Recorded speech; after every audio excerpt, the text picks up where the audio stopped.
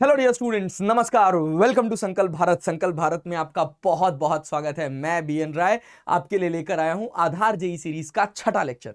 और आज के लेक्चर में हम बात करने वाले हैं the most important topic, that is integral calculus. आज का लेक्चर इंटीग्रल कैलकुलस का पार्ट 1 है, जिसमें हम ये सीखने वाले हैं कि हम इंटीग्रेशन करते कैसे हैं। इसके सेकेंड पार्ट में हम ये देखेंगे कि हम इंटीग्रेशन का यूज फिजिक्स में कैसे करते हैं, हमको इतना सारा इंटीग्रेशन क्यों पढ़ना पड़ रहा है। और अगर आप अपने बेसिक मैथमेटिक्स को स्ट्रांग करना चाहते हैं, आप फिजिक्स में किसी तरह की कोई प्रॉब्लम फेस नहीं करना चाहते हैं, तो आधार जेई सीरीज को संकल्प भारत जेई चैनल पर मन लगाकर फॉलो करिए। बढ़िया एक 100 पेज की कॉपी लीजिए, उस पर एक शानदार सी नोट्स बनाइए बेसिक मैथमेटिक्स का, और उसको तब तक अपने साथ रखिए जब तक उसकी एक एक लाइन आपके दिमाग में ना सेट हो जाए और आपके दिमाग से आपकी उंगलियों पर ना आ जाए। ठीक है, तो चलिए बढ़ते हैं, देखते हैं कि आज के लेक्चर में हम क्या क्या कवर करने वाले हैं। That is named as today's goal. ठीक है, तो आज के लेक्चर में हमारा जो सबसे पहला पॉइंट है, that is introduction of integration. जैसे इंट्रोडक्शन ऑफ डिफरेंशिएशन करा था, वैसे ही इंट्रोडक्शन ऑफ इंटीग्रेशन करेंगे। ठीक है, उसके बाद बात करेंगे प्रॉपर्टीज ऑफ इंटीग्रेशन की, जो बहुत सिंपल और बहुत बेसिक होती हैं। Now the third point, that is standard formula of integration. कुछ स्टैंडर्ड फॉर्मूले इंटीग्रेशन के भी देखेंगे, जिनको आपको ऐसे याद करना है कि अगर 12 बजे रात को कोई उठाकर आपसे पूछ ले कि भाई साइन एक्स का इंटीग्रेशन बता दे, सेक स्क्वायर एक्स का इंटीग्रेशन बता दे, तो भाई वो इंटीग्रेशन आपको 1 मिनट के अंदर निकल जाना चाहिए, 1 सेकंड के अंदर निकल जाना चाहिए। मिनट तो फिर भी बहुत ज्यादा टाइम हो जाएगा। ठीक है, चलिए। और उसके बाद last one, that is definite integrals. दो तरह के इंटीग्रल होते हैं, एक इनडेफिनेट इंटीग्रल होता है और एक डेफिनेट इंटीग्रल होता है। इसके बारे में भी मैं आपको बहुत शानदार तरीके से बहुत डिटेल में समझाऊंगा, बताऊंगा, ताकि आप कभी भी फिजिक्स में ना अटकें। इसके अलावा एक और पोर्शन इसमें हम देखेंगे, that is integration by substitution, आज के लेक्चर में। ठीक है, तो चलिए आगे बढ़ते हैं सर अपने पहले पार्ट की तरफ, दैट इज एलिमेंट्री इंटीग्रेशन। किसी भी फंक्शन को हमको इंटीग्रेट करने की जरूरत क्यों पड़ती है। जैसे आपके पास एक कोई फंक्शन दे रखा है y equals to f x. ये आपके पास एक फंक्शन है y equals to f x. ठीक है, तो मैंने कहा कि अगर इस फंक्शन का मैं ग्राफ ड्रॉ कर रहा हूं, तो देखो ये मेरी एक्सिस जो है, ये मेरी एक्सिस हो गई y और ये मेरी एक्सिस हो गई x, और इसमें जो मुझे ग्राफ मिला वो कुछ इस हिसाब का ग्राफ मिला। ठीक है, तो हमने कहा ओके भाई, इसकी हमने लिमिट डिफाइन करी। यहां पर हमने लिमिट रखी x1 और यहां पर जो हमने लिमिट रखी दैट इज x2। अरे ठीक है, अब देखो जब आप फंक्शन की बात करोगे, जब इस पूरे पोर्शन की बात करोगे, तो आपको इंटीग्रेट करने की जरूरत क्यों पड़ती है। तो हम क्या करते हैं इंटीग्रेशन में ना इस पूरे का एरिया निकालने की कोशिश करते हैं।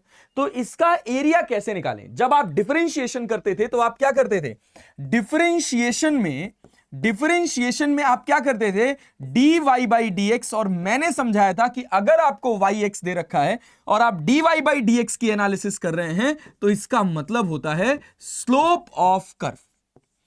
स्लोप ऑफ कर्व, अभी तक हम हर जगह स्लोप देखते आए, कहीं एक आध जगह हम लोगों ने एरिया देखा। एरिया हमको कब देखने की जरूरत पड़ रही थी, जब हमको इन दोनों को मल्टीप्लाई करना पड़े। ठीक है, अच्छा भाई समस्या वाली बात यह थी कि अभी तक हमने डिफरेंशिएशन वाले पार्ट में जहां कहीं भी एरिया देखा था, वहां या तो रेक्टेंगल होता था, या तो ट्रायंगल होता था, या आपके पास ट्रेपीजियम होता था। ठीक है, लेकिन अगर इस तरह का कोई फंक्शन मिल जाए आपको और कह दिया जाए ये कर्व कितना एरिया कवर कर रहा है, अगर इस ग्राफ के एरिया की एनालिसिस आपको करनी पड़ जाए, तो आप बिना इंटीग्रेशन के ये नहीं कर सकते हैं। तो पहली ही आपको एप्लीकेशन पता चल गई फिजिक्स में इंटीग्रेशन की, कि अगर y और x को मल्टीप्लाई करने से मुझे कुछ मिलता है तो मैं उसके लिए एरिया देखूंगा, और अगर एरिया रेक्टेंगल, ट्रायंगल और ट्रेपीजियम नहीं हुआ तो मुझे डायरेक्ट फॉर्मूला नहीं पता है एरिया निकालने का, तब मैं एरिया इंटीग्रेशन की मदद से निकालूंगा। तो इंटीग्रेशन की मदद से कैसे निकालेंगे भाई, उसके लिए मैं आपको एक सिंपल सी बात बताता हूं। और बात क्या है भाई, कि यहां से रैंडमली x पे जाकर एक छोटा सा एलिमेंट मान लीजिए आप dx। इसमें ये जितना पूरा एरिया है, इस एरिया में x पे जाकर एक छोटा सा एलिमेंट मान लीजिए आप, क्या एक छोटा सा एलिमेंट मान लीजिए क्या भाई साहब, dx थिकनेस का।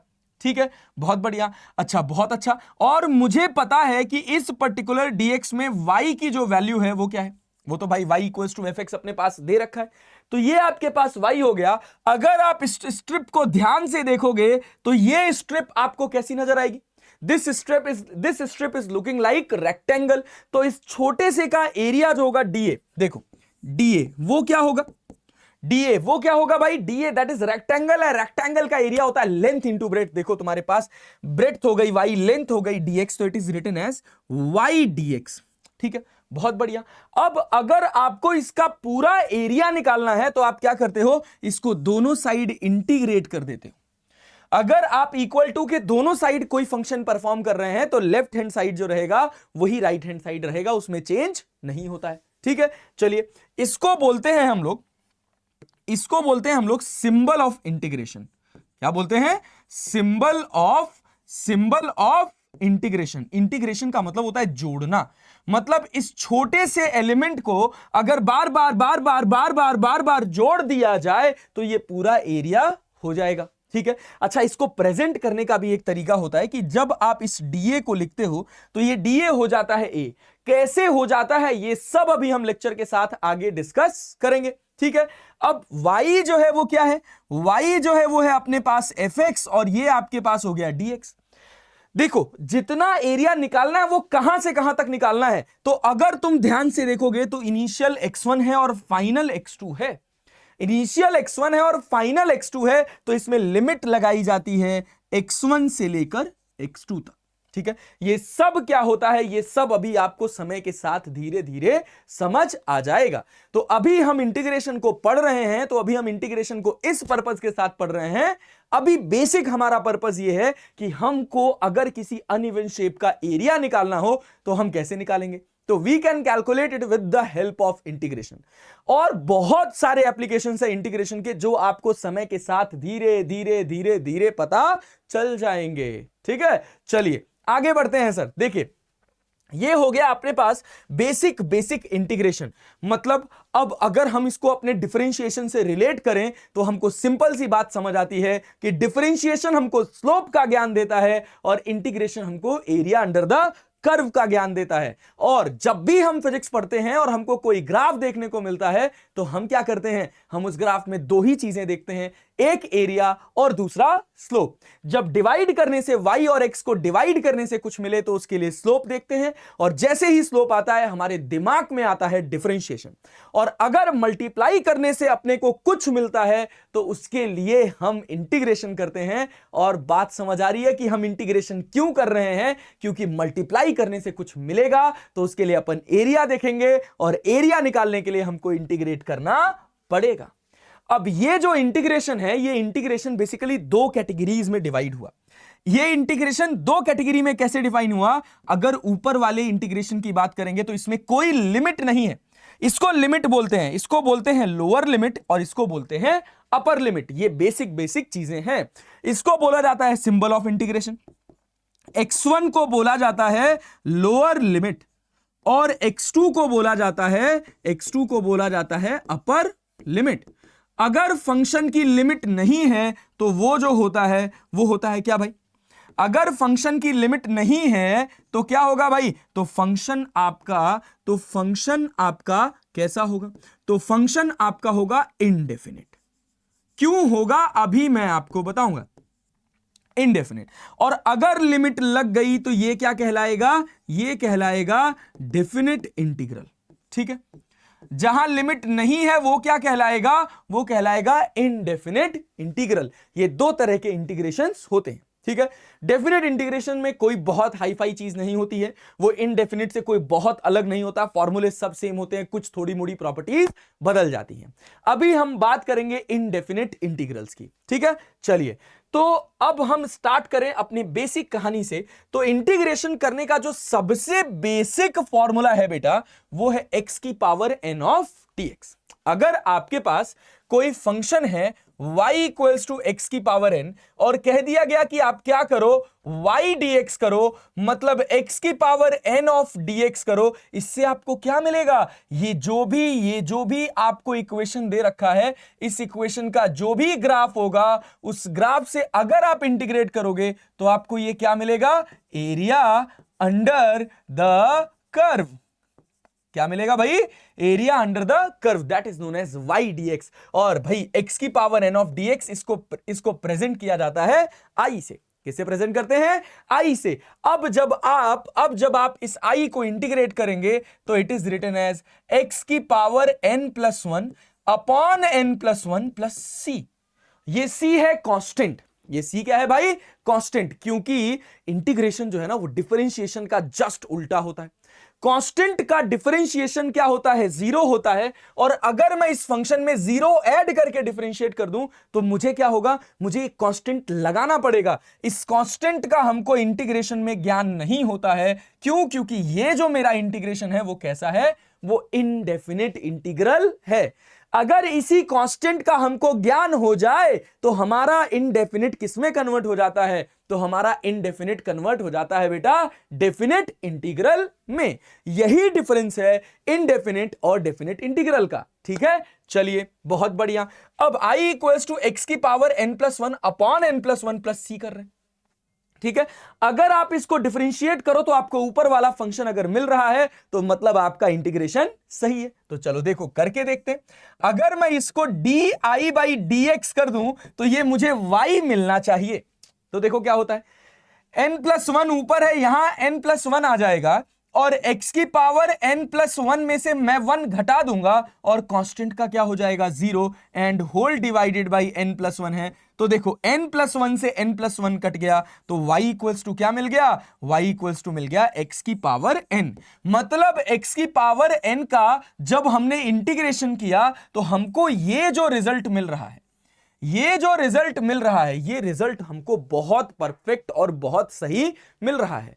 बस हमको एक बात ध्यान देनी है। एक बात क्या ध्यान देनी है कि इसमें n जो है वो -1 के बराबर नहीं होना चाहिए। अगर n आपका -1 के बराबर हो गया तो देखो क्या करोगे? -1 + 1 ठीक है भाई, इसके पावर 0 हो गया। लेकिन -1 + 1 जब आप यहां रखेंगे तो ये 0 हो जाएगा डिनोमिनेटर में और आपका फंक्शन डिफाइन नहीं होगा। ठीक है, तो सर अगर x की पावर -1 होगा तो मैं कैसे इंटीग्रेट करूंगा? तो याद करो, एक टर्म होता था जिसका डिफरेंशिएशन होता था 1/x। याद है? अगर मैं d/dx of natural log x करता था तो इसका क्या होता था? 1/x। ठीक है, अच्छा एक बात और बताओ, अगर मैं कहूं d/dx of natural log x plus C तो भी इसका क्या होगा? 1/x। भाई नेचुरल लॉग x का 1/x हो गया और इस c का क्या हो गया? इस c का डिफरेंशिएशन हो गया 0। तो देखो अब इंटीग्रेशन कैसे बन रहा है? d of natural log x plus c equals to 1/x of dx। जब इसको दोनों साइड अपन इंटीग्रेट करते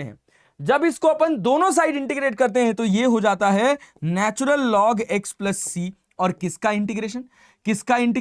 x की पावर -1 ऑफ dx का। ये आपको एक रिजल्ट यही मैंने बता दिया, अभी ये फॉर्मूले की तरह भी आएगा। तो समझने वाली बात क्या है कि ऊपर वाला फॉर्मूला, ये जो लिखा हुआ है जनरल फॉर्मूला, ये बस तब तक वैलिड है जब तक n की वैल्यू किसके बराबर ना हो जाए?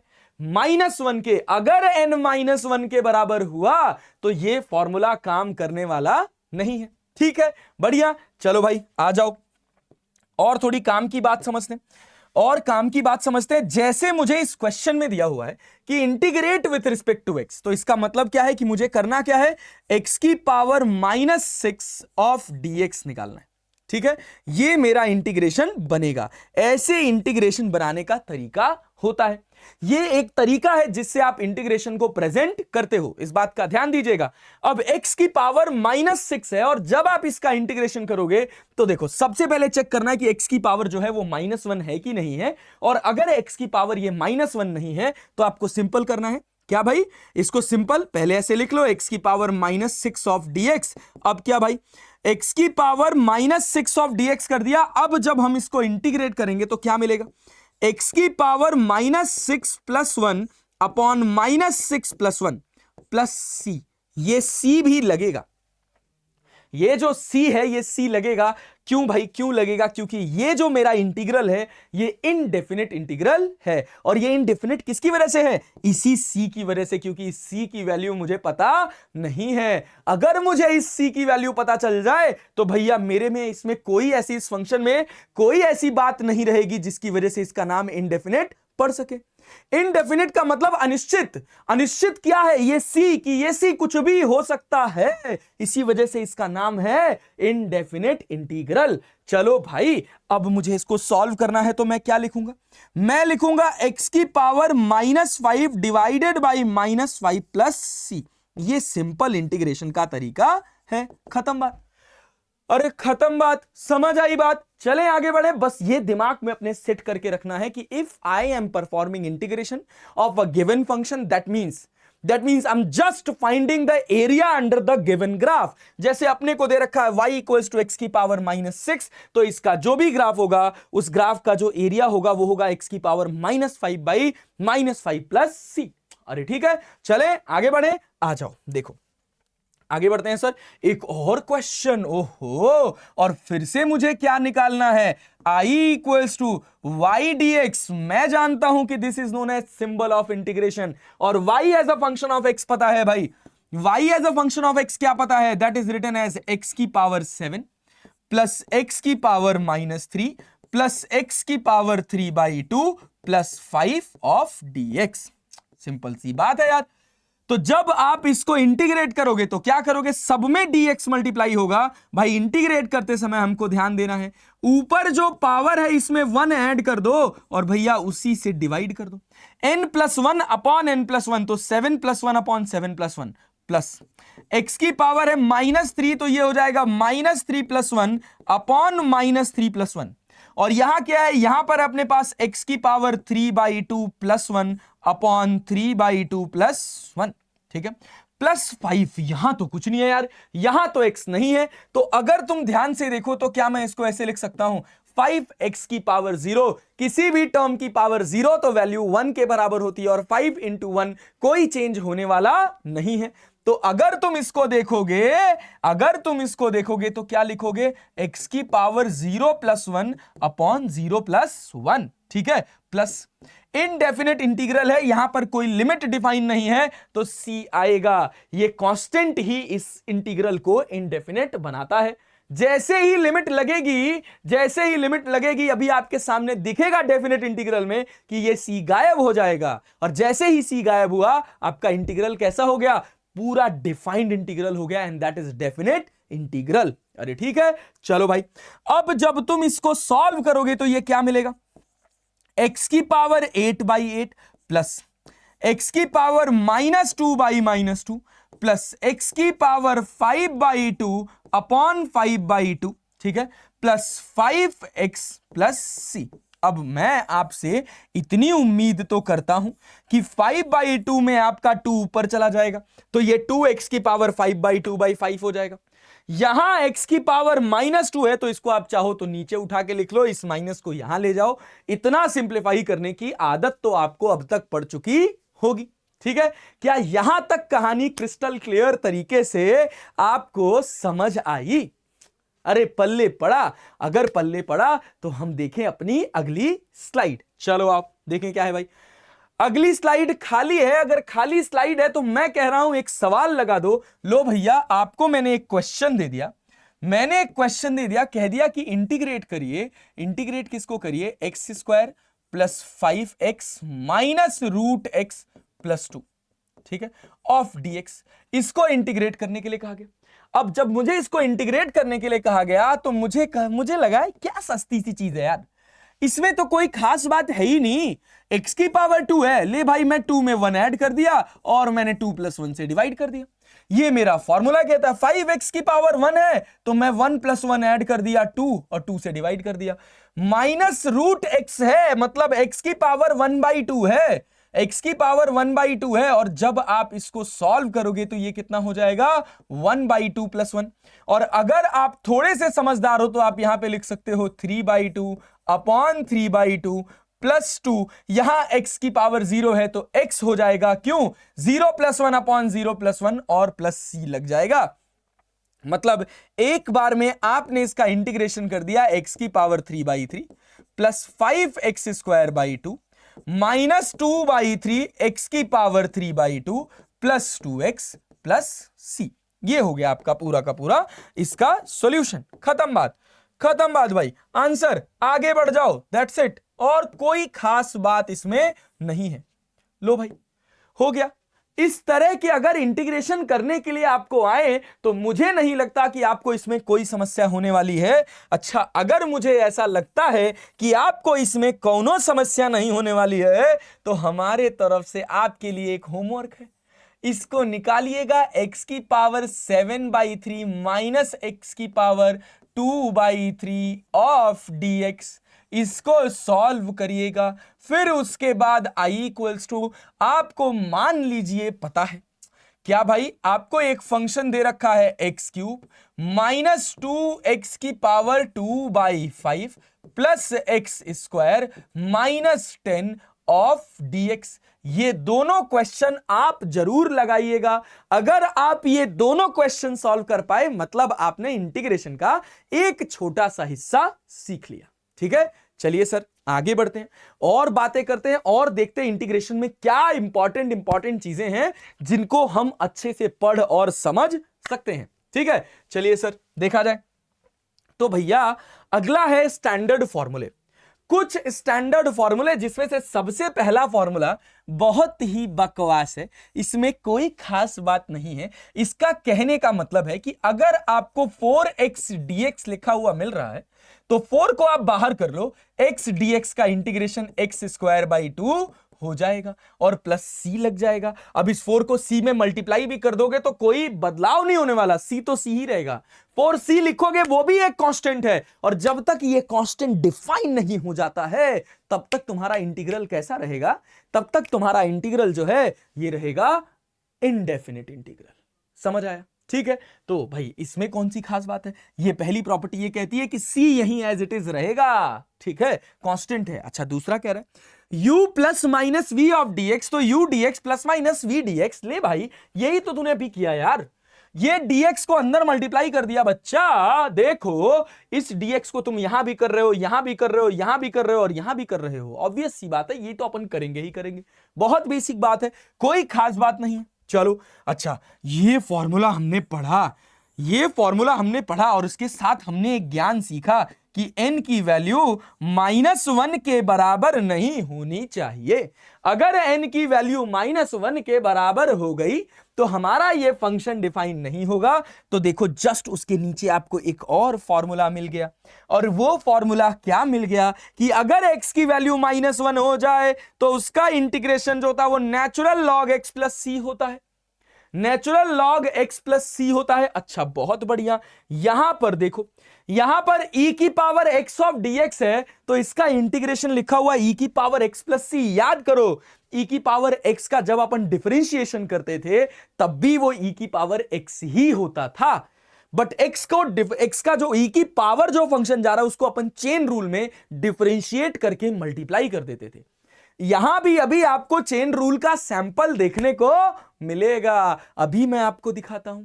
ठीक है, चलिए सर, ये हो गई, दिखाइए सर आगे कहानी। हम भी बहुत एक्साइटेड हैं ये सब कुछ पढ़ने और समझने के लिए। ठीक है, चलिए तो देखिए भैया, साइन एक्स डीएक्स का integration minus cos X plus C. याद रखिएगा, साइन एक्स डीएक्स का integration minus cos X plus C. क्यों भाई? क्योंकि cos x का जो डिफरेंशिएशन होता था वो माइनस साइन होता था, तो साइन का जो इंटीग्रेशन होगा वो माइनस कॉस होगा। याद रखिएगा, cos का प्लस साइन एक्स, याद रख लीजिएगा, साइन एक्स डीएक्स होता है माइनस कॉस एक्स प्लस सी, cos x डीएक्स होता है साइन एक्स प्लस सी। अरे ठीक है, बहुत बढ़िया। सेक स्क्वायर एक्स डीएक्स होता था tan x plus c, tan x का डिफरेंशिएशन होता है सेक स्क्वायर एक्स, तो सेक स्क्वायर एक्स डीएक्स का इंटीग्रेशन होगा tan x। जस्ट उल्टा चल रहे हैं, sec x tan x dx किसके बराबर हो जाएगा? सेक एक्स प्लस सी के बराबर। याद रखिएगा, सेक एक्स का differentiation sec x into tan x होता था, तो sec x into tan x का integration sec x plus c आ जाएगा। कांस्टेंट क्यों लगा? क्योंकि ये सारे के सारे इंटीग्रल्स कैसे हैं? आंसर बताइए। ये सारे के सारे इंटीग्रल्स इनडेफिनिट इंटीग्रल्स हैं। ठीक है, चलिए सर आ जाइए। सर एकदम दिमाग में सेट हो रही है चीजें, तो भाई उसी लिए तो मैं पढ़ा भी रहा हूं। Next one is cosec square x of dx। तो याद रखिए किसका होता था, माइनस कॉट एक्स लिखा गया यहां पे। कॉट एक्स का जो होता था वो माइनस कोसेक स्क्वायर एक्स होता था, तो कोसेक स्क्वायर एक्स का क्या होगा, minus cot x plus c. C clear है यार, ठीक है। Cosec x into cot x का होता था जब अपन डिफरेंशिएशन की बात करते थे, तो कोसेक एक्स का differentiation minus of cosec x into cos x होता था। तो cosec x into cot x का जो इंटीग्रेशन होगा वो minus cosec x plus c के बराबर होगा। ये वो कुछ बेसिक फॉर्मूले हैं इंटीग्रेशन को जो आपको 12 बजे रात में भी उठा के पूछ लिया जाए तो लाइन बाय लाइन याद होना चाहिए। इसमें कोई दूसरा और ऑप्शन आपके पास नहीं है, ठीक है।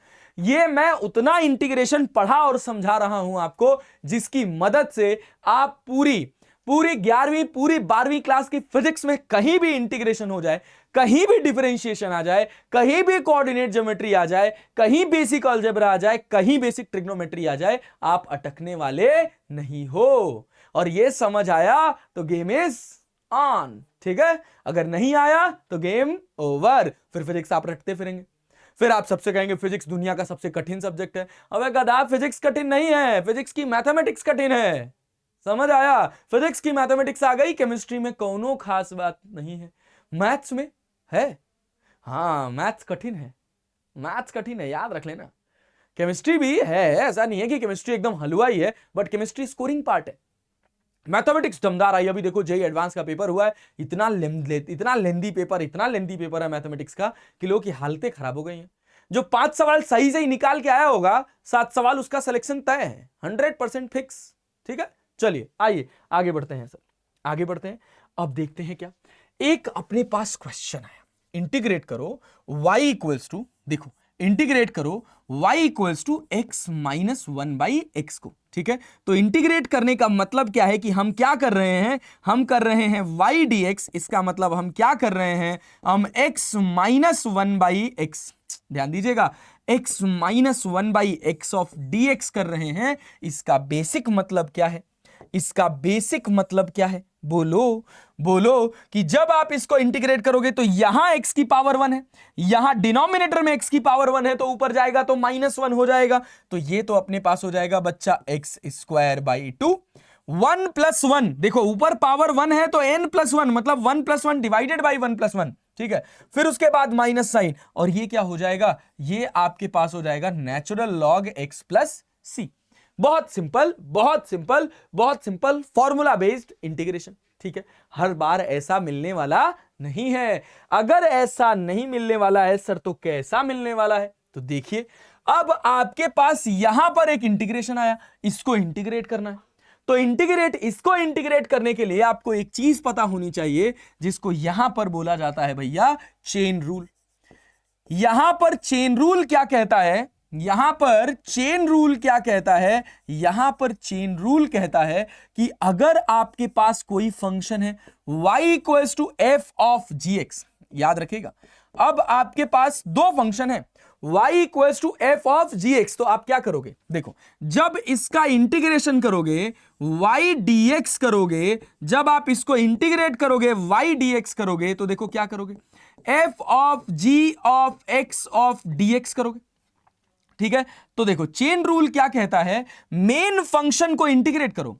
ध्यान देना क्या कह रहा भैया, f को इंटीग्रेट करेंगे, मेन फंक्शन को इंटीग्रेट करेंगे। याद रखिएगा मेन फंक्शन को इंटीग्रेट करो। अरे ठीक है, बहुत अच्छा। और gx को डिफरेंशिएट करो, डिफरेंशिएट करके उधर मल्टीप्लाई करते थे, यहां क्या करोगे, यहां डिफरेंशिएट करके डिवाइड कर दिया जाएगा।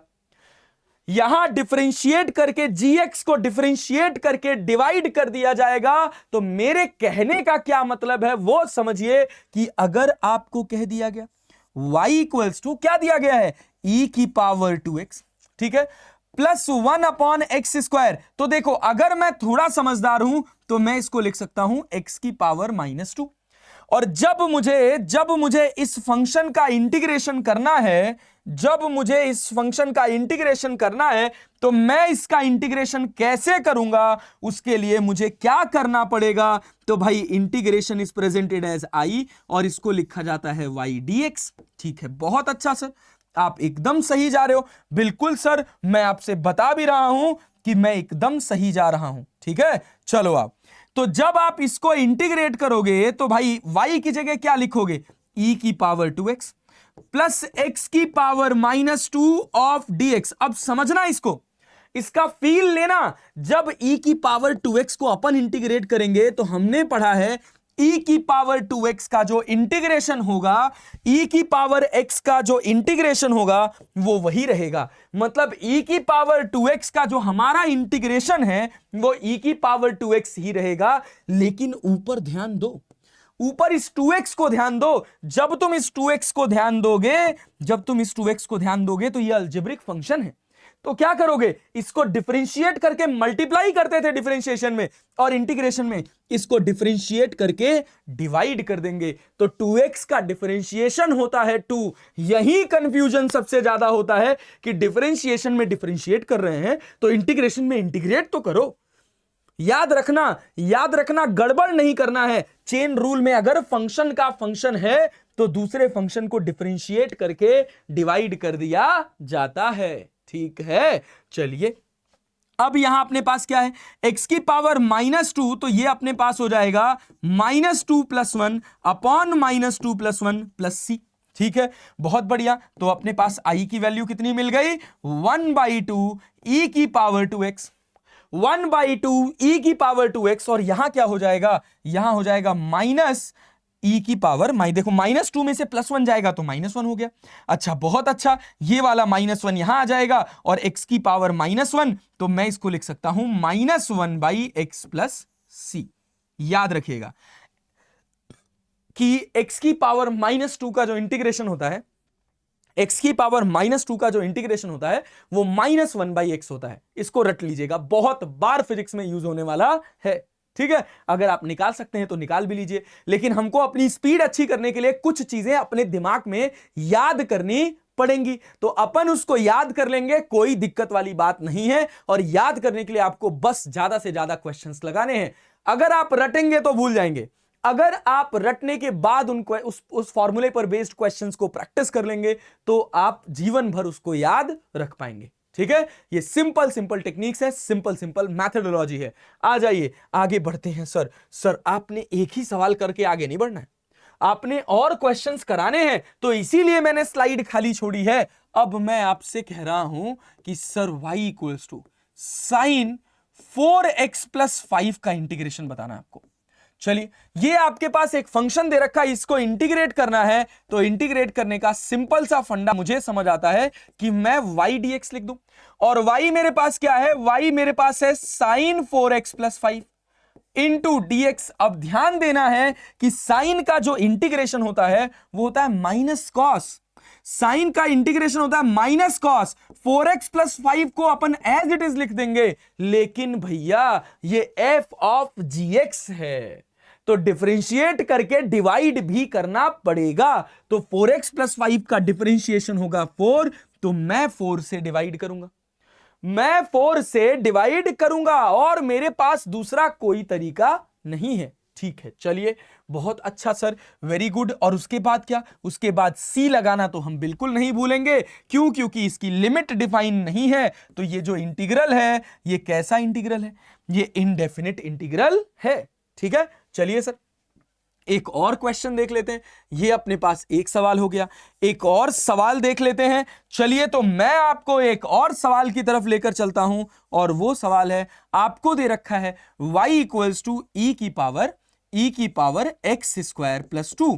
ठीक है, आपसे कहा गया dy/dx करो, सॉरी इसको इंटीग्रेट करो। तो जब आपको इसको इंटीग्रेट करना होगा तो आप लिखोगे क्या?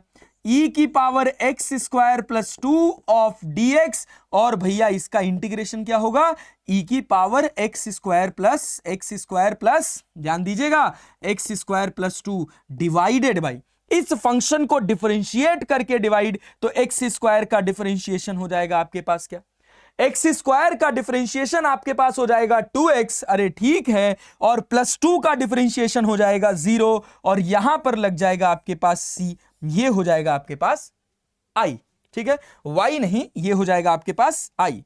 चलिए अगले सवाल की तरफ बढ़ते हैं यार, अगले क्वेश्चन की तरफ बढ़ते हैं। प्रैक्टिस तब तक करेंगे जब तक हमको एकदम अच्छे से क्लियर ना हो जाए। अगर आपसे कह दिया गया कि y इक्वल्स टू आपके पास है cos x स्क्वायर, ठीक है, +2, अब आपसे कहा गया अब आप क्या करो, इसका इंटीग्रेशन करो, तो इंटीग्रेशन करोगे तो क्या लिखोगे, cos x square +2 of dx, integrate with respect to x, और जब मैं इसका इंटीग्रेशन करूंगा तो cos का इंटीग्रेशन होगा प्लस साइन x स्क्वायर +2, और रुक जाए क्या, नहीं भैया रुकने वाले नहीं हैं। क्यों नहीं रुकने वाले हैं, क्योंकि फंक्शन का फंक्शन है तो डिफरेंशिएट करके डिवाइड करना अभी बाकी है, तो x स्क्वायर +2 का डिफरेंशिएशन होगा आपके पास 2x, ये मिलेगा आपको, ये मिलेगा आपको i, देखिए देखिए, ये मिलेगा आपको, ये मिलेगा आपको i, ठीक है। सर अभी भी संतोष नहीं हो रहा है, थोड़ा जगह बाकी है, एक सवाल और करा दो, तो मैंने कहा ठीक है भाई, मुझे कौन सा पैसा लग रहा है सवाल लगाने का, ठीक है, थोड़ा टाइम ही लग रहा है और वो तो अपने पास बहुत है। लो भाई एक और सवाल दे दिया मैंने तुमको, y इक्वल्स टू दे रखा है, y इक्वल्स टू दे रखा है तुम्हारे पास 1/4x + 5। ये उस तरह के इंटीग्रेशन है जो आपको जनरली फिजिक्स में देखने को मिलेंगे। तो y इक्वल्स टू 1/4x + 5, जैसे मुझे दिखा x की पावर 1 ऊपर जाएगा तो -1 का फंक्शन है भैया, अगर ये -1 का फंक्शन है और मुझे इसको इंटीग्रेट करना है, अगर मुझे इसको इंटीग्रेट करना है तो मैं क्या करूंगा, dx/4x + 5, तो भाई इसका जब इंटीग्रेशन करेंगे, जब x की पावर डिनोमिनेटर में 1 होगा, मतलब ये ऊपर जाएगा तो x की पावर -1 बनेगा, तो भैया सिंपल सी बात है, आप लिखेंगे नेचुरल लॉग 4x + 5। लेकिन क्या रुक जाएंगे क्या, नहीं, ये भैया अपने पास नेचुरल लॉग बना। अब इस फंक्शन को भी आपको क्या करना पड़ेगा, इस फंक्शन को डिफरेंशिएट करके डिवाइड करना पड़ेगा, तो 4x + 5 का डिफरेंशिएशन होगा 4, और यहां पर आपके पास हो जाएगा कांस्टेंट c, ये हो जाएगा आपका सॉल्यूशन, ठीक है। इसी तरह के इंटीग्रेशन आपको फिजिक्स में देखने को मिलेंगे, ठीक है। अब कुछ और इंपॉर्टेंट बातें कर लेते हैं, वो क्या है भाई, अपने पास एक इंटीग्रेशन आया y equals to cos 4x + 3, और मैं उम्मीद करता हूं कि ये इंटीग्रेशन आप खुद से कर पाएंगे। इंटीग्रेट करना है किसको, cos 4x + 3 को। ले भाई अभी तो हमने किया, cos का इंटीग्रेशन होता है अपने पास प्लस साइन, तो भाई अपन इसको लिख देंगे sin 4x + 3 divided by 4x + 3 का डिफरेंशिएशन हो जाएगा 4, और उसके बाद यहां पर लग जाएगा अपने पास कांस्टेंट, और ये हो गया हमारे पास i, ठीक है। कोई खास बात नहीं है इसमें, कुछ भी ऐसा नहीं है जो आपका बहुत कठिन हो जो आप इसको ना कर सको। क्या कोई ऐसी चीज लगी क्या, नहीं भाई, अभी तो अपन पिछली स्लाइड में सब सीखे हैं और यहां उसको लाकर उतार दिया, खत्म बात, ठीक है। चलो आगे बढ़ते हैं, अब देखते हैं एक और बहुत इंपॉर्टेंट बात। क्या भाई, कि अगर हमको मिल जाए y equals to cos square x या y equals to sin square x, तो हम इसको कैसे इंटीग्रेट करेंगे। तो मैं आपको एक बात समझाऊं, अब आपको याद होना चाहिए ट्रिग्नोमेट्री। याद रखिएगा, अगर साइन के ऊपर पावर है, कॉस के ऊपर पावर है, तो आप उसको डायरेक्ट इंटीग्रेट नहीं कर पाएंगे। क्यों, क्योंकि जब तक आप उसको लीनियर फंक्शन में कन्वर्ट नहीं कर लेंगे तब तक वो इंटीग्रेट होने वाला नहीं है। तो कैसे इंटीग्रेट करेंगे, उसके लिए आपको ट्रिगो याद होनी चाहिए। ट्रिगो में आपने एक फॉर्मूला पढ़ा था cos 2x का, और वो क्या था, वो था आपके पास 2 cos स्क्वायर x - 1, और यही किसके बराबर था, यही बराबर था 1 - 2 sin स्क्वायर x के, ठीक है। ये भाई दोनों cos 2x के बराबर हैं, तो जब भी आपको ऐसा दिखे तो आप याद रखिएगा, यहां से आप cos स्क्वायर x की जगह लिख सकते हैं, cos स्क्वायर x की जगह लिख सकते हैं भाई, क्या लिख सकते हैं, 1 + cos 2x, 1 + cos 2x divided by 2, और sin स्क्वायर x की जगह क्या लिख सकते हैं, sin स्क्वायर x की जगह लिख सकते हैं 1 - cos 2x, याद रखिएगा 1 - cos 2x, ध्यान दो 1 - cos 2x डिवाइडेड बाई 2। ये दोनों फॉर्मूले आपको अगर कोई 12 बजे रात को भी पूछ ले तो याद होना चाहिए, इसको आपको भूलना नहीं है। ठीक है, चलिए सर अब आगे बढ़ते हैं। y equals to cos square x को अगर मुझे इंटीग्रेट करना होगा तो भैया मैं कॉस स्क्वायर एक्स का इंटीग्रेशन कैसे करूंगा भैया? तो उसमें कोई खास बात नहीं है। पहले मैं कॉस स्क्वायर एक्स की पावर को हटाऊंगा तो मैं इसको क्या लिख सकता हूं, 1 plus cos 2x divided by 2 of dx। ठीक है भाई, तो भाई i इक्वल्स टू 1/2 को बाहर कर लिया और फिर ये हो गया अपने पास 1 plus cos 2x of dx। ठीक है, चलो अब इंटीग्रेट करो इसको। तो 1/2, 1 का जो इंटीग्रेशन हो जाएगा ये तुम्हारे पास हो जाएगा x, और cos 2x का क्या हो जाएगा, cos 2x का हो जाएगा sin 2x। लेकिन रुक जाना है क्या, नहीं, ये फंक्शन डिफरेंशिएट होके डिवाइड होगा, तो sin 2x डिवाइडेड बाई 2 हो जाएगा और उसके साथ एक कांस्टेंट लग कर आएगा। सर आपने कांस्टेंट के पहले ब्रैकेट बंद कर दिया। अब कांस्टेंट में अगर तुम कांस्टेंट मल्टीप्लाई कर दोगे तब भी वो कांस्टेंट ही रहेगा, उसमें कोई चेंज होने वाला नहीं है। ठीक है, चलो बहुत अच्छा सर, वेरी गुड। अभी तक तो चीजें बहुत अच्छी लग रही हैं, फील गुड टाइप वाली फीलिंग आ रही है, तो बेटा आगे भी ये फील गुड वाली फीलिंग आती रहेगी। इसमें कोई परेशान होने वाली बात नहीं है, इसमें कोई सी भी परेशान होने वाली बात नहीं है। सब पल्ले पड़ेगा, सब दिमाग में सेट होगा, बस तुम पेपर पेन लेकर बैठे रहो। अब देखो, अब मान लो मैंने तुमसे कहा कि इंटीग्रेट करो। किसको इंटीग्रेट करो भाई? इंटीग्रेट करना है तुमको sine square x of dx। तो sine square x of dx को इंटीग्रेट करने के लिए क्या लिखोगे, 1 minus cos 2x divided by 2 of dx। Sine के ऊपर जो पावर है पहले अपन उसको हटाएंगे तभी इंटीग्रेट कर पाएंगे, तो हमने कहा 1/2 को बाहर कर लो, 1/2 को बाहर कर लो, और भैया 1/2 को बाहर कर लो और फिर उसके बाद इसको इंटीग्रेट करो। 1 का इंटीग्रेशन हो जाएगा तुम्हारे पास x, और cos 2x का इंटीग्रेशन अभी हमने पढ़ा, cos 2x का इंटीग्रेशन अभी हमने पढ़ा क्या भाई, sin 2x। रुक जाना है नहीं, डिवाइडेड बाई 2 भी करना है। क्यों डिवाइडेड बाई 2 करना है? क्योंकि ये जो है ये ट्रिग्नोमेट्रिक फंक्शन f हुआ, उसके अंदर 2x gx हुआ, तो gx को अपन इंटीग्रेशन में डिफरेंशिएट करके डिवाइड कर देते हैं। तो ये हो गया sin 2x डिवाइडेड बाई 2 और प्लस कांस्टेंट हो गया आपके पास c।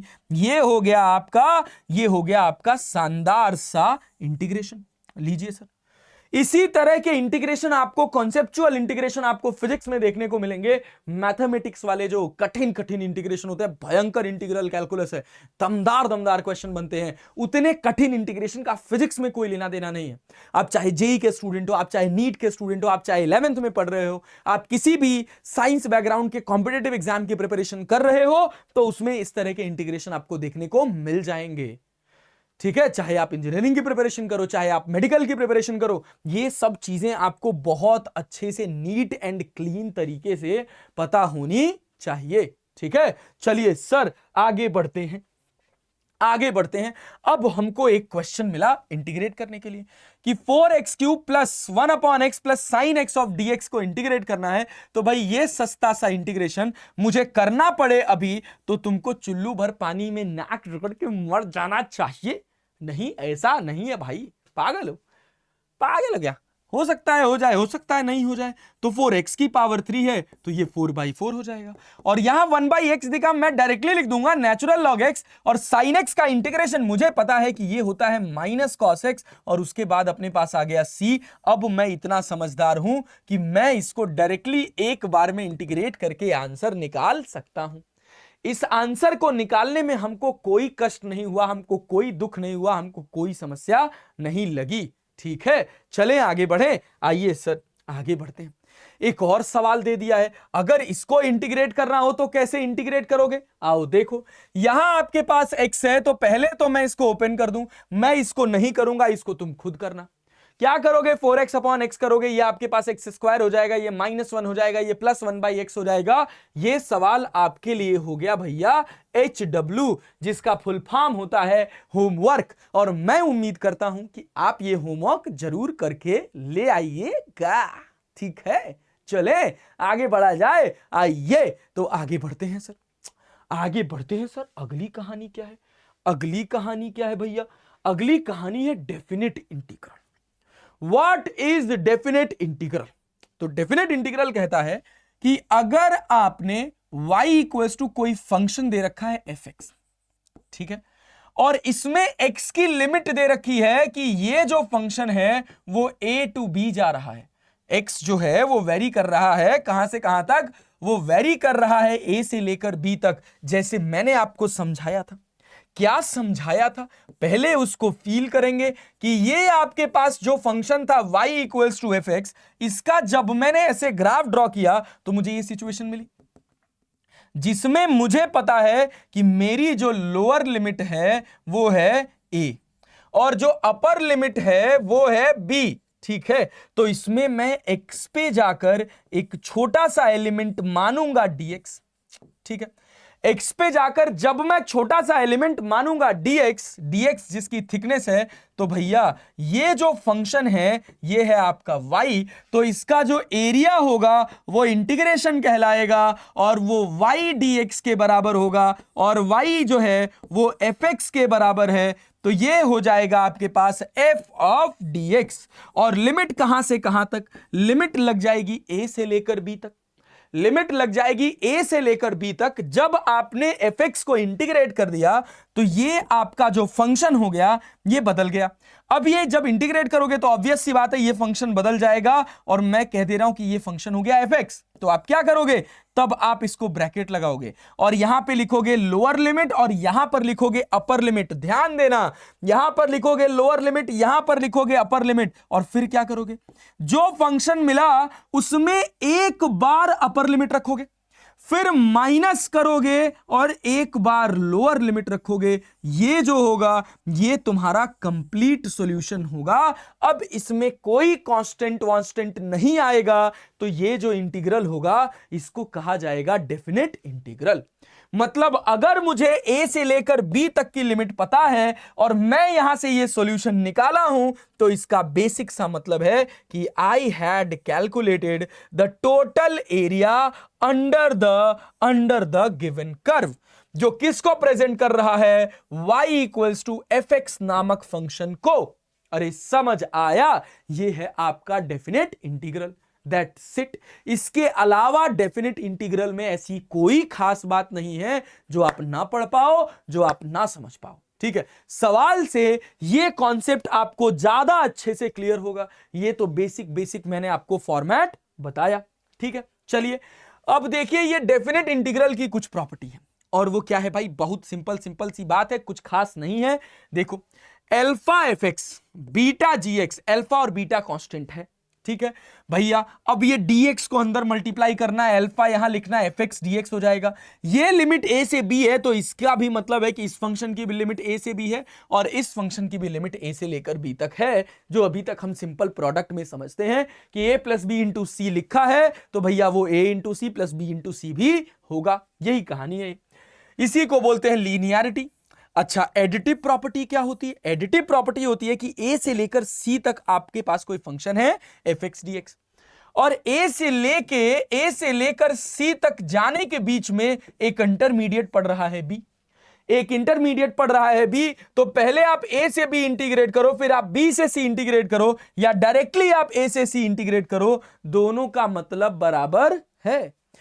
fx dx को a से लेकर c तक इंटीग्रेट कर रहे हैं, बीच में b आया तो a से लेकर b तक, फिर b से लेकर c तक जा रहे हैं। मतलब इसकी लिमिट को अगर अपन दो पार्ट में तोड़ भी देते हैं तब भी कोई बदलाव होने वाला नहीं है, फंक्शन वही का वही रहेगा। बस ध्यान दीजिएगा कि ये जो b है वो a से c के रास्ते में पड़ना चाहिए, ठीक है।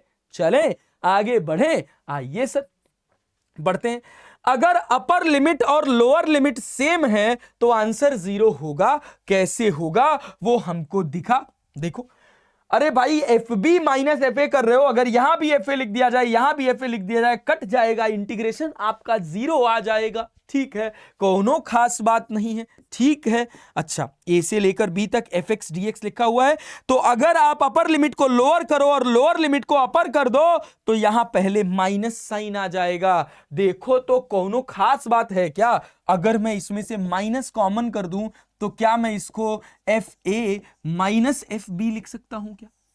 अरे f a minus f b लिख सकता हूं क्या? सिंपल सी बात है यार। अरे सिंपल सी बात है यार। क्या हो जाएगा? माइनस को बाहर करोगे, जो अपर लिमिट था वो लोअर हो जाएगा, जो लोअर लिमिट था वो अपर हो जाएगा, और कुछ भी होने वाला नहीं है।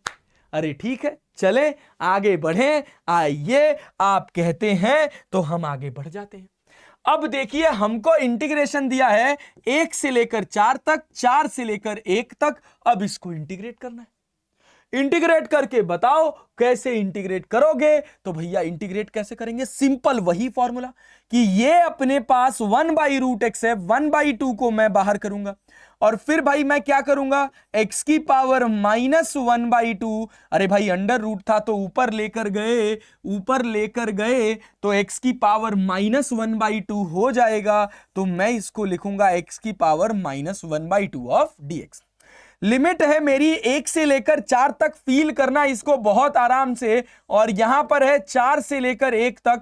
1/2 को मैंने यहां से भी बाहर कर दिया, और फिर यहां भी मैंने लिख दिया -1/2 ऑफ dx। चलिए 1/2 को सब में से बाहर कर दो, x की पावर -1/2 + 1, तो ये आपके पास हो जाएगा 1/2, और डिवाइडेड बाई 1/2 करेंगे तो 2 ऊपर चला जाएगा। अरे जाएगा, -1/2 + 1 करोगे तो 1/2 आएगा, फिर 1/2 से डिवाइड करोगे तो 2 ऊपर चला जाएगा। सिंपल इंटीग्रेशन जो तुम अभी तक करते आए हो। और इसकी लिमिट कहां से कहां तक लगेगी? इसकी लिमिट लगेगी 1 से लेकर 4 तक। ये तरीका होता है, ठीक है। अच्छा, दूसरे फंक्शन का भी जो इंटीग्रेशन होगा वो कितना होगा? 1/2। अरे भाई x की पावर -1/2 को यहां भी इंटीग्रेट कर रहे हो, यहां भी इंटीग्रेट कर रहे हो, तो ये हो जाएगा 2x की पावर 1/2। लिमिट 4 से लेकर 1 तक। अब ध्यान दीजिएगा, अगर मैं इस 2 को बाहर कर लूं, कांस्टेंट है, उसका लिमिट से कोई लेना देना नहीं है, तो ये मेरा हो जाएगा x की पावर 1/2 1 से लेकर 4 तक, प्लस यहां 2 से 2 कट जाएगा, यहां भी हो जाएगा x की पावर 1/2 4 से लेकर 1 तक। अब देखो तुमको इसका क्या सॉल्यूशन मिलेगा। अब एक बार x की जगह 4 रखोगे, एक बार x की जगह 1 रखोगे, तो जब 4 रखोगे तो ये मिलेगा 4 की पावर 1/2, अपर लिमिट रख दिया। अब जब लोअर लिमिट रखने जाओगे तो माइनस लगाओगे, ये हो जाएगा 1 की पावर 1/2। फिर यहां पर अपर लिमिट रखोगे, x की पावर कितना? x की पावर कितना है? यहां पर x की पावर है भैया, x की पावर है अपने पास 1, तो ये हो जाएगा अपने पास ये, अरे x की पावर 1/2 और अपर लिमिट है 1, तो x की जगह अपन लिख देंगे, x की जगह लिख देंगे अपन क्या? x की जगह लिख देंगे भैया 1 की पावर 1/2 -4 की पावर 1/2, और हमारा जो आंसरवा है वो 0 आ जाएगा। हमारा जो आंसर है वो 0 हो जाएगा। ये तो हो गया हमारा पूरा सॉल्यूशन। और अगर इसी को मैं प्रॉपर्टी के हिसाब से देखूं, क्या भाई, 1 से लेकर 4 तक, 4 से लेकर 1 तक, तो मैं इसको लिख सकता हूं 1/2√x। कहां से कहां तक? 1 से लेकर 1 तक। लो भैया देखो, a से लेकर c जा रहे हो, a से b जा रहे हो, b से c जा रहे हो, डायरेक्टली तुम इसको fx dx लिख सकते हो 1 से लेकर 1 तक। और जैसे ही मुझे मिलेगा a से लेकर a तक, मैं खटाक से इसका आंसर लिख दूंगा कितना? इसका आंसर लिख दूंगा भैया 0। जब अपर लिमिट और लोअर लिमिट दोनों बराबर हो गई तो एक लाइन में इसका आंसर आ गया अपने पास कितना? 0। कोई खास बात नहीं है, सवाल आराम से निकल जाएगा। ठीक है, चलिए सर आइए और आगे बढ़ते हैं, -π/2 से लेके +π/2 तक। अब आपको इंटीग्रेट करना है cos x dx को। तो मैं जानता हूं कि cos x का इंटीग्रेशन होता है, भैया डायरेक्टली लिख रहा हूं, cos x का इंटीग्रेशन होता है sin x। लिमिट कहां से कहां तक? डेफिनेट इंटीग्रल में लोअर लिमिट है -π/2, अपर लिमिट है +π/2, तो यहां पे लिखेंगे sin π/2 माइनस साइन -π/2। और अगर आपको याद हो, क्या याद हो? ट्रिग्नोमेट्री की साइन -θ - sin θ के बराबर होता है। तो ये माइनस बाहर आ जाएगा तो प्लस हो जाएगा, साइन पाई बाई 2 की वैल्यू 1, ये माइनस माइनस प्लस, फिर साइन पाई बाई 2 की वैल्यू 1, तो आपको आंसर मिल गया भैया 2। और देखो ये डिफाइंड एंड डेफिनेट आंसर है, इसी वजह से इस तरह के इंटीग्रेशन का नाम होता है डेफिनेट इंटीग्रल। ठीक है, और कोई नई चीज, कोई खास बात, बहुत तगड़ी चीज इसमें कुछ भी नहीं है।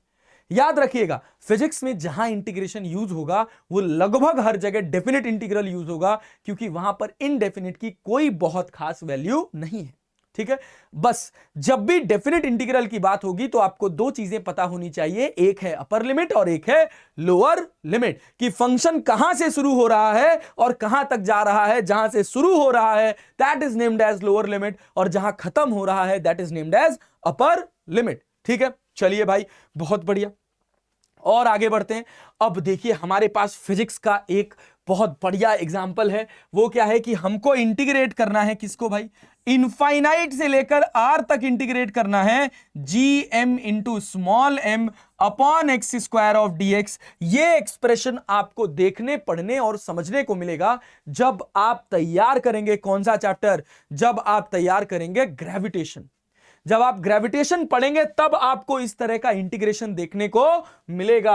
अब भैया अगर मैं इसको इंटीग्रेट करूंगा तो gm इंटू स्मॉल m को बाहर कर लूंगा, माइनस इनफाइनाइट से लेके r तक जाऊंगा, ये दोनों मास है, ये ग्रेविटेशनल कांस्टेंट है, बाहर आ गया, और ये हो गया अपने पास dx अपॉन एक्स स्क्वायर।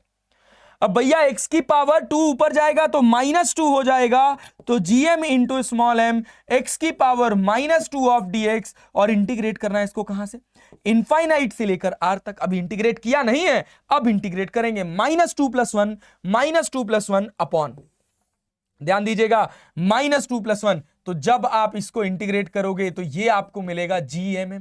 ठीक है, इंटीग्रेशन कितना, x की पावर -2 + 1 अपॉन -2 + 1, और लिमिट कहां से कहां तक, इनफाइनाइट से लेके r तक। तो जब आप देखोगे तो ये मिलेगा gm into small m, gm into small m। अरे भैया बहुत अच्छा, कोई दिक्कत वाली बात नहीं है, इसको मैं लिख सकता हूं -1/x और इनफाइनाइट से लेकर r तक। ये हमारा पूरा सॉल्यूशन बना। अब हम इसमें रखेंगे अपर लिमिट माइनस लोअर लिमिट, लेकिन इंटेलिजेंट बच्चा क्या करेगा, वो अपर नहीं रखने जाएगा, वो सिंपल सोचेगा यहां माइनस आया तो lower limit minus upper limit कर लो और माइनस को हटा दो। अरे खत्म बात। तुम चाहो तो अपर माइनस लोअर करोगे तो देखो gm इंटू स्मॉल m, मान लो अगर मैं यहां पे अपर लिमिट रखूंगा तो -1/r, और जब लोअर लिमिट माइनस अंदर जाएगा तो प्लस करूंगा तो ये हो जाएगा अपने पास infinite. Upper limit minus lower limit होता है और उसमें पहले से एक माइनस लगा है तो ये lower limit minus upper limit हो जाएगा। देखो तो ये कितना आएगा, gm into small m by r, 1/इनफाइनाइट 0 हो जाएगा, और ये आपके पास हो जाएगा माइनस साइन बाहर, तो इंटीग्रेशन आ गया माइनस ऑफ gmm/r। ठीक है, माइनस ऑफ gmm/r। चलो अब मैं आपको एक और बहुत इंपॉर्टेंट और बहुत बढ़िया बात बताता हूं, वो क्या है भाई, वो क्या है भाई कि अगर तुम्हारे पास एक मान लो फोर्स दे रखा है F equals to that is KQ1 Q2 upon x square, कह रहा है दो चार्ज है, ध्यान देना, एक चार्ज ये पॉइंट चार्ज है, ये है Q1, एक दूसरा पॉइंट चार्ज है, ये है Q2, इनके बीच का गैप है x, तो इनके बीच में जो फोर्स लग रहा है वो बराबर होगा KQ1 Q2 upon x square K। ठीक है, चलो भाई बहुत बढ़िया।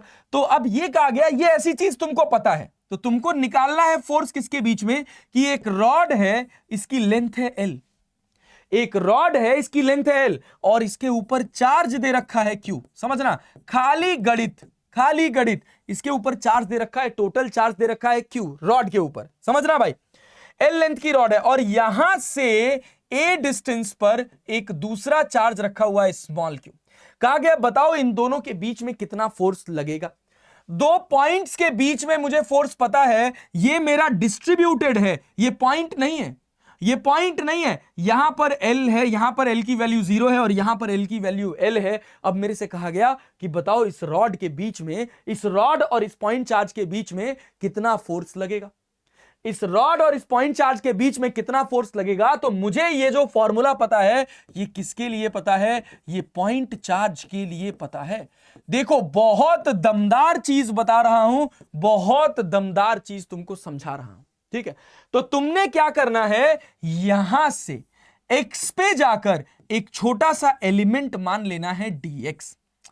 ये dx बहुत छोटा है, इसमें जो चार्ज है वो भी बहुत छोटा है, इतना छोटा है कि तुम इसको मान सकते हो क्या भैया, पॉइंट चार्ज। क्या मान सकते हो, पॉइंट चार्ज। तो अब देखो इनके बीच में जो फोर्स लगेगा, वो फोर्स कितना लगेगा, वो लगेगा, ये पॉइंट चार्ज है Q और ये दूसरा पॉइंट चार्ज है dq, डिवाइडेड बाय इनके बीच का गैप कितना है, x स्क्वायर। लेकिन ये चार्ज बहुत छोटा है, तो जो ये फोर्स आएगा ये भी बहुत छोटा होगा। बहुत छोटे चेंज के आगे d लगा देते हैं, डेल्टा को रिप्लेस कर देते हैं d से। अब देखना, मैं तुमको फिजिक्स सिखा रहा हूं, इतने से डिफरेंशिएशन इंटीग्रेशन कराने के बाद मैं तुमको शानदार सी फिजिक्स सिखा रहा हूं। इसी तरह की फिजिक्स तुमको देखने, पढ़ने और समझने को मिलेगी। अब जब तुम इसको इंटीग्रेट करने जाओगे तो भैया ये वेरिएबल तुम्हारा x है, ये वेरिएबल तुम्हारा dq है, कैसे इंटीग्रेट करोगे। तो हमको क्या पता है कि l लेंथ में जो चार्ज है वो कितना है, l लेंथ में जो चार्ज है वो q है, तो यूनिट लेंथ में जो चार्ज होगा वो कितना होगा, यूनिट लेंथ में जो चार्ज होगा q बाई एल होगा। तो dx लेंथ में जो चार्ज होगा वो कितना होगा, वो q by L into dx होगा और वो बराबर होगा dq के। अब ये वैल्यू उठा के यहां रखोगे भैया, तो df इक्वल्स टू क्या मिल जाएगा, that is k into Q by L into dx upon x square. देखो k into Q into L into dx divided by x square, ठीक है, ये हमने लिख दिया। अब देखो 0 से लेकर f तक, 0 कहां, जब तुम इस चार्ज के जस्ट पहले थे तो कोई चार्ज नहीं था रॉड का, तो कोई फोर्स नहीं लगेगा। अब यहां से लेकर यहां तक चार्ज देखना है, तो x की इनिशियल लिमिट जहां से चार्ज शुरू हो रहा है वो a है और फाइनल लिमिट क्या है, a प्लस एल है। तो तुम इसको इंटीग्रेट करोगे a से लेकर a प्लस एल तक।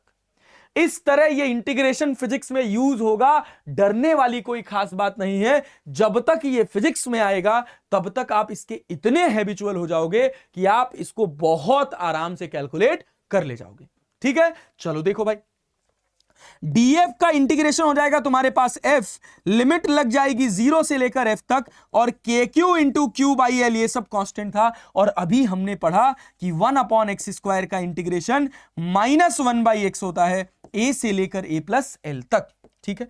अब जब आप इसको इंटीग्रेट करने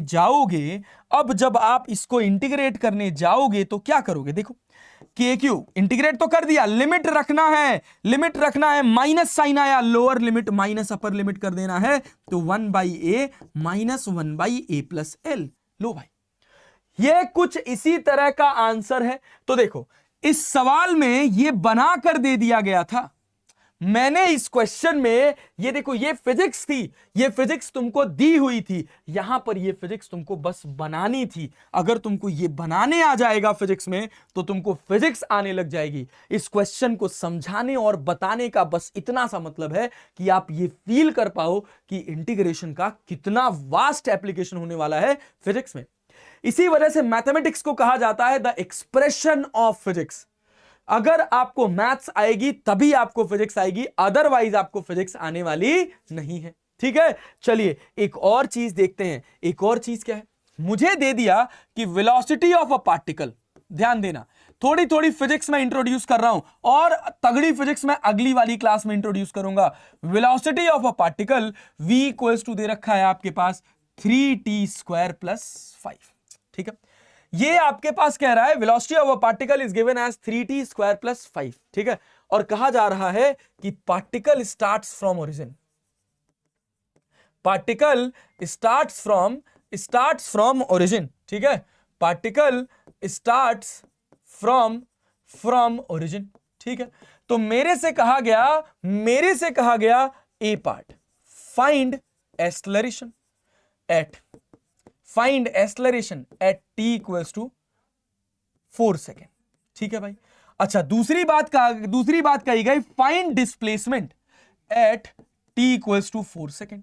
दोनों चीजें मुझे निकालनी है, एक्सेलरेशन निकालना है और डिस्प्लेसमेंट निकालना है। तो भाई बी वाला पार्ट जो है वो क्या है, वो डिस्प्लेसमेंट है, ए वाला पार्ट एक्सेलरेशन है। तो जब मैं एक्सेलरेशन निकालने जाऊंगा तो मैं जानता हूं एक्सेलरेशन किसके बराबर होता है, डीवी बाई डी टी के। ये हमने जस्ट डिफरेंशिएशन वाली क्लास में पढ़ा था। तो देखो क्या करोगे भाई, dv बाई dt करोगे तो ये तुम्हारे पास हो जाएगा 6t और 5 का डिफरेंशिएशन 0 हो जाएगा।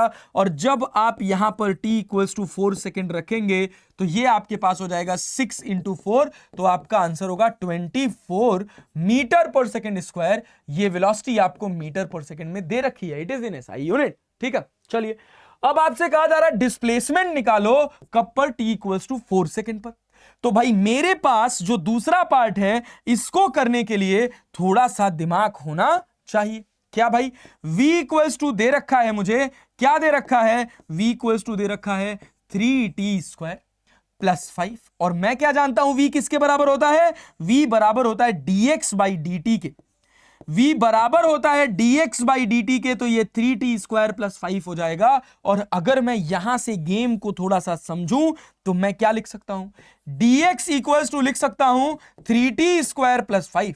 ध्यान दो, और अब मैं दोनों साइड इंटीग्रेट कर दूं, लेकिन मेरे से कहा जा रहा है कि पार्टिकल कहां से स्टार्ट हो रहा है, ओरिजिन से। मतलब जब समय शून्य है तो डिस्प्लेसमेंट कितना है, 0 है। जब समय शून्य है तो डिस्प्लेसमेंट 0 है। और कितने सेकंड पर कह रहा है, जब मेरा समय 4 सेकंड हो जाएगा तब आपको यह डिस्प्लेसमेंट निकालना है। तो हम जानते हैं कि dx का इंटीग्रेशन x हो जाता है, dx का इंटीग्रेशन x हो जाएगा 0 से लेके x तक, और यह हो जाएगा 3t cube by 3 plus 5t हो जाएगा। यहां कुछ नहीं है तो t लग जाएगा, और लिमिट हो जाएगी आपकी 0 से लेके 4 तक। अब समझो भाई, 0 से लेकर 4 तक ये लिमिट हो जाएगी तुम्हारी। और अब जब तुम इसको सॉल्व करने जाओगे तो ये तुम्हारे पास आ जाएगा x इक्वल्स टू, एक बार t की जगह 4 रख देंगे, फिर t की जगह 0 रख देंगे। जब t की जगह 4 रखेंगे तो क्या मिलेगा, 4 इंटू 4 इंटू 4, 4 4 जा 16, 16 4 जा 64। ठीक है, प्लस 5 इंटू t की जगह रखेंगे अपन 4। अच्छा, ये हो गया अपना अपर लिमिट। लोअर लिमिट क्या है, लोअर लिमिट है 0, यहां रखोगे 0, यहां रखोगे 0, तो ये हो जाएगा 0 0।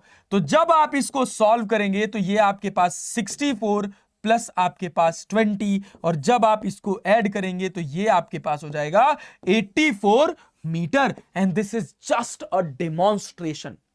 ये जस्ट एक छोटा सा डेमोन्स्ट्रेशन है किसका, application of integrals and differentials in physics. अगर आपको इंटीग्रेशन डिफरेंशिएशन अच्छे से आया तभी आपको काइनेमेटिक्स आने वाली है, अगर नहीं आया तो काइनेमेटिक्स पहला ही फिजिक्स का चैप्टर ऐसा बाउंसर मारेगा कि फिर बुद्धि खराब हो जाएगी। फिर पहले ही चैप्टर में एहसास होने लग जाएगा कि अब हमसे फिजिक्स नहीं हो पाएगी। तो याद रखिएगा, ऐसी स्थिति, ऐसी अवस्था पैदा होने ना पाए।